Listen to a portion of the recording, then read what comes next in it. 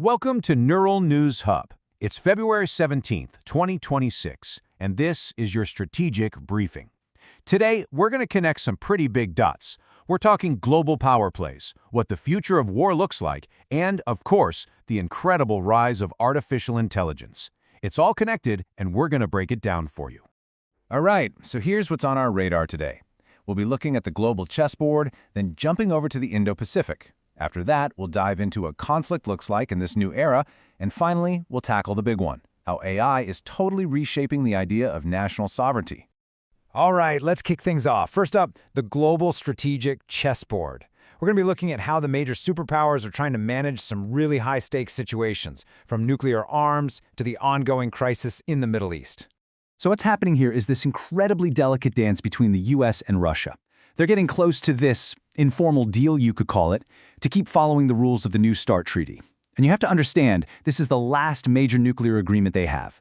It covers a mind-boggling 85% of all nuclear warheads on the planet. The treaty's technically expiring, so this is really a last-ditch effort, a stopgap measure to stop a brand new arms race from just exploding onto the scene.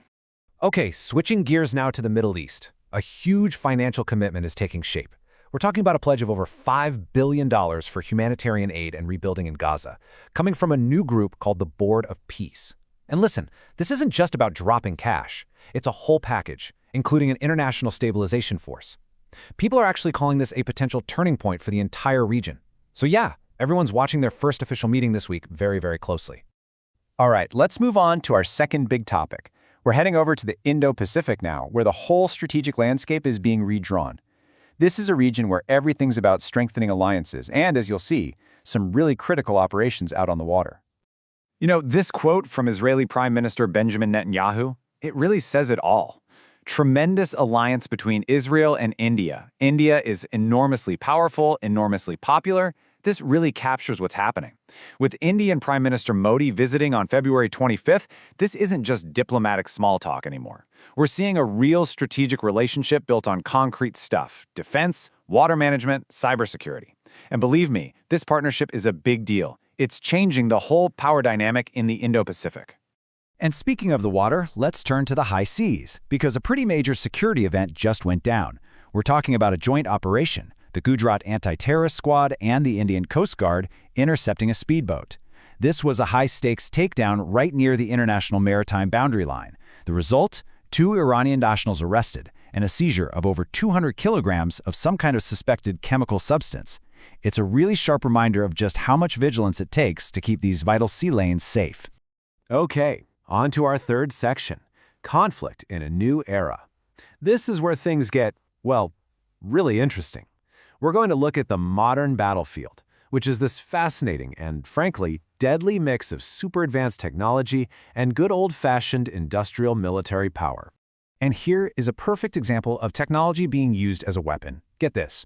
Ukraine just made its fastest advance on the battlefield in more than 2 years, and it looks like it's no coincidence. Why? Because this advance happened at the exact same time as major disruptions to the Starlink satellite services that Russian forces rely on. I mean, it is a textbook case of how you can turn a technological weakness into a massive, game-changing advantage on the ground. But, tech is only half the story here. At the same time, you have the UK making a really bold strategic move. They're actually delaying the opening of a brand new ammunition plant, and the reason is to double its production capacity. Now, this isn't just about sending more shells to Ukraine. No, it's about refilling their own stockpiles and sending a very clear signal that they are ready for a long, drawn-out fight. It's a huge reminder that even in this high-tech age, industrial might, well, it still really, really matters. And we're also seeing major upgrades in military hardware. Case in point, Slovakia. They're moving ahead with buying a whole new fleet of American F-16s. And this is a big deal because it comes right after they made the huge strategic decision to give their entire fleet of old Soviet-era MiG-29s to Ukraine.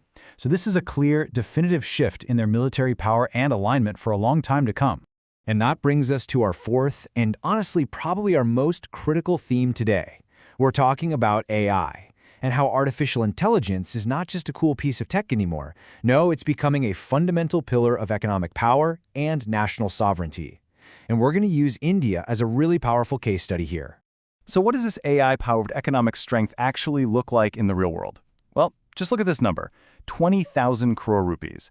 That's how much India could potentially save every single year just by using AI to manage its port cargo handling. To put that in perspective for you, that's over $2.4 billion. It is an absolutely staggering example of how AI can just supercharge a country's economy. But sovereignty isn't just about money, right? It's about fundamental national security, things like food security. And that's where this proposed program, Bharat-VISTAAR, comes in.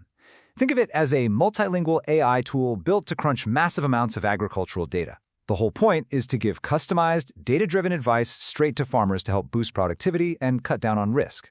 I mean, this is AI being used directly to make one of the most essential pillars of a nation's independence stronger than ever.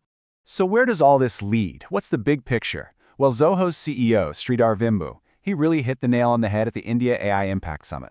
He said the key isn't just one-off projects. It's about building an entire foundational AI ecosystem.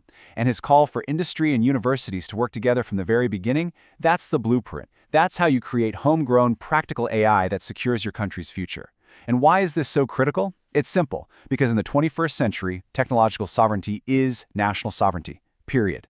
If you want to stay ahead of the curve on all these critical global trends, you know what to do. Make sure you hit that like button and subscribe to Neural News Hub. Thanks so much for joining us for this briefing.